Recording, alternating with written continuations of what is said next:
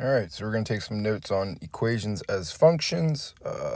This is pretty much a relatively easy topic. It really relies, though, on substitution.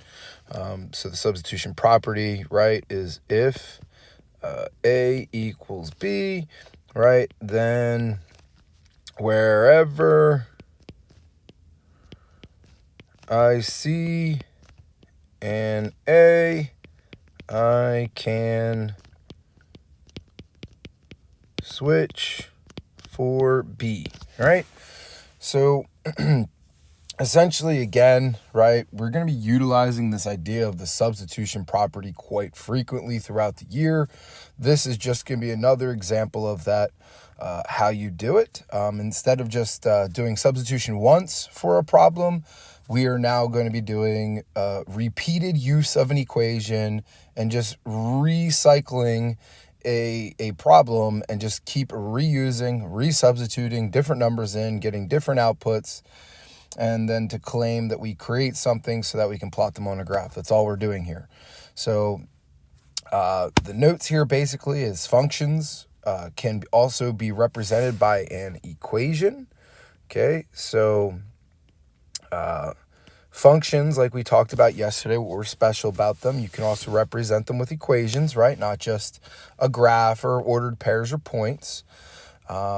And these equations, okay, will often generate for you ordered pairs. So the equation literally breaks it back down into what we had yesterday, so that we can plot them. So now the difference is what we're going to call everything now, because we're talking about substitution.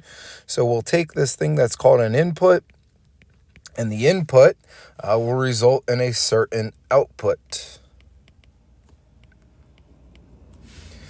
So with that being said, right, inputs are commonly the X variable and the output is commonly the Y variable. Does it mean that all X's are considered inputs? No, it doesn't necessarily mean that. It's just for us for today, what we're going to be working on is a lot of Y equals equations where it has it written as a form of plug in for X. So then from here, the graph of an equation is the set of all its ordered pairs, okay, which literally forms a line, okay, or a curve. Okay, so all graphs are either lines or they're curves. So what we do is we take all of those ordered pairs, we plot them, and then basically we see what it creates.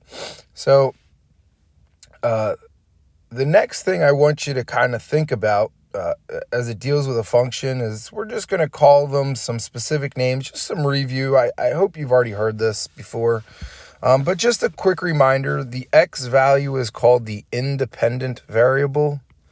Okay, so you may hear me say who is the independent variable, and again, it's because you pick it, and the Y value then is called the dependent variable.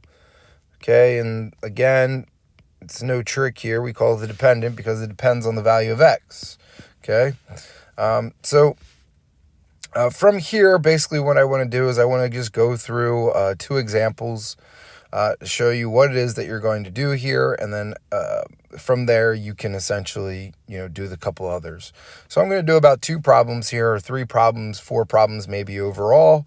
Probably 3 examples here of what it means to be given an equation, and then it says graph the function by table. So to get into it, right, what I have here is I've got this table of X values, and if you notice, this table of X values corresponds directly with this equation that also has an X in it. This table also has a Y value, which then also corresponds with this equation because it's got a Y in it. So essentially what I'm asking you to do here is I'm asking you to replace the value of X with -5, calculate it to figure out the value of Y, and then write that answer in the table with -5. And then I'm going to ask you again to plug in the number -4, calculate the value of -4 in the equation, and then place that answer next to the -4 in the table. So that's all we are doing here. So number 1, I would hope we could do some mental math with this one. So if I replace the value of X, okay, with if I replace the value of X here with -5, Okay, so we would get y equals, and I'm just going to use parentheses here for a second, -5 plus 4. Now the parentheses don't matter because there's a 1 in front of the variable, but I'm just going to use them. So y equals -5 plus 4, and -5 plus 4 is -1. So the answer is -5, -1. And there you go. And then I do the same thing. It's just I replace that -5, and instead of saying -5, I now place a -4 in there. And -4 plus 4 is 0. And I just keep playing this game. I keep swapping out, okay, that value, and I keep plugging something, the next number in. So -2 plus 4 is 2. And then I swap that out, and I say, hey, well, let's plug 0 in. Well, what is 0 plus 4? And 0 plus 4 is 4. So from here, what I have is now I've got a set of coordinate pairs, and all I'm going to do, okay, is I'm going to graph these specific points. Now, there could have been more, right? I could have picked more values. So what I'm hoping to form here is some sort of a pattern.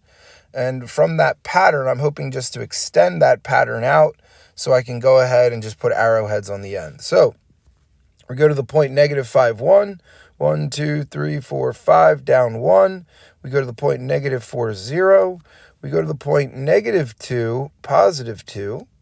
And we go to the point 0 and then 4. So up 1, 2, 3, 4. And what I've got there is it looks like I've got a nice straight line for a pattern. So I'm going to go ahead and I'm just going to extend it, keeping it on that pattern, and put arrowheads at the end. And then I'm done. And that's all it is that you're expected to do here today. It's expected to just plug numbers in, calculate their value, and plot their answers. So number 4, let's take a look at that, right? So if you wanted to pause the video right now and try to do 2, 3, and 4 on your own, because you pretty much got the idea of what's going on, awesome. Now's a good time to pause it. But if you don't want to pause it, then obviously I'm just going to go through this one. So number 4, it's the same exact thing, except number 4, just be very cognizant that parentheses do matter. So now, just because of lack of space on my screen here, I'm going to do my work over here to the left. So in number 4, the first one says y equals, and it says -3 over 2, and then it says x, but now I'm going to replace x with the numbers that it says. So the first one's a -2. So remember your parentheses, they are important, and then plus 2. Now, again, if, computation of fractions is not your thing, you got a calculator, you just got to type in this entire expression as you see it with the parentheses. You don't even need to hit the multiplication button. Calculator is actually designed that it knows that a number next to a parenthesis is multiplication. So if you plug that whole entire expression in, you should get the value of +3. And +3 plus 2 is equal to 5. So you get an output of 5. Okay, the next thing is we're going to plug in a 0. Well, I'm not going to actually plug that in. We should know 0 times anything is 0. So -3/2 times 0 is 0. Add 2 to that, and you get +2. All right, but if we plug the +2 in this time, right? So let's go back to our problem here before. Ooh, excuse me. And if we plug in +2 here, I get -3/2 times 2, which is -3 plus 2, which makes the value of -1. So in the table next to 2, I place in -1. And then I'm going to place the value of 4, so y equals. So if I replace this with the value of 4, turning that into a 4, I no longer have -3. I've actually got -6. And -6 plus 2 is -4, so plugging that in.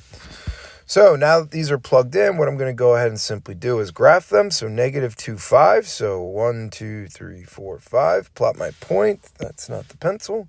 So plot my point at -2, 5. Plot my point at 0, 2. Plot my point at 2, -1. And I plot my point at 4, -4. So my points are plotted, and look at that. Again, they look like they're forming a straight line. I'm going to go ahead and connect them, trying to continue that pattern, and draw the arrowheads at the end, and I'm done. So that's all that this lesson really is today. There's one other demonstration of, instead of giving you something as a table, I'm going to give it to you in set list value. So let's take a look at another way to say, hey, here's a bunch of X's I want you to plug in to create some Y's. So here So another way of doing this, right, is to give you a function and say, hey, here is its domain, determine its range. Now remember that domain represents a set of x values. So if the domain represents a set of x values, what I'm saying to you is that this equation in number 7, y equals x minus 5, only exists at 4, 6, and 8. So I only want the numbers for 4, 6, and 8. So essentially for this one, I need to create the values of y that exist for an x value of 4, an x value of 6, and an x value of 8. So in this particular case, here we go.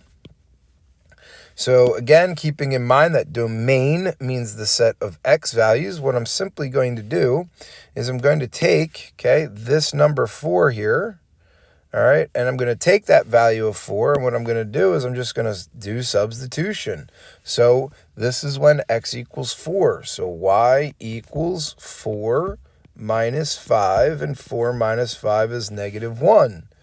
And then I'm going to do the same exact thing with 6. So y equals 6 minus 5, and 6 minus 5 equals 1. And then again, I will do that with the value of 8. So the value of 8 is 8 minus 5 is equal to 3. And now what's important here is that the problem said find the range values. So now what I'm going to do for my answer is I'm going to write the word range. I'm going to put these two little colons, right, to where I can write equals, okay? And you're just going to write your list. So now I go back to my numbers, and I'm simply just going to write them in order from least to greatest. So I plugged in 3 numbers, and then I got 3 numbers out. I got negative 1, 1, and 3. So writing them in order from least to greatest, I get negative 1, then 3. So basically, that becomes the end of my problem. There it is. It's done. And the rest of them are just done the same exact way. The most important thing about this particular answer is that when you calculate your values, you don't just write them in the order that you've got them. This one happened to be that way. But please, when you write the range, write them in order from least to greatest. And that's it. That is your lesson for today. That's enough for you to do these practice problems in class as a classwork assignment. So finish the rest of the problems that are in this area. And then also this should be enough for you to be able to do the homework that is assigned with this section if you wanted to get a head start on that as well.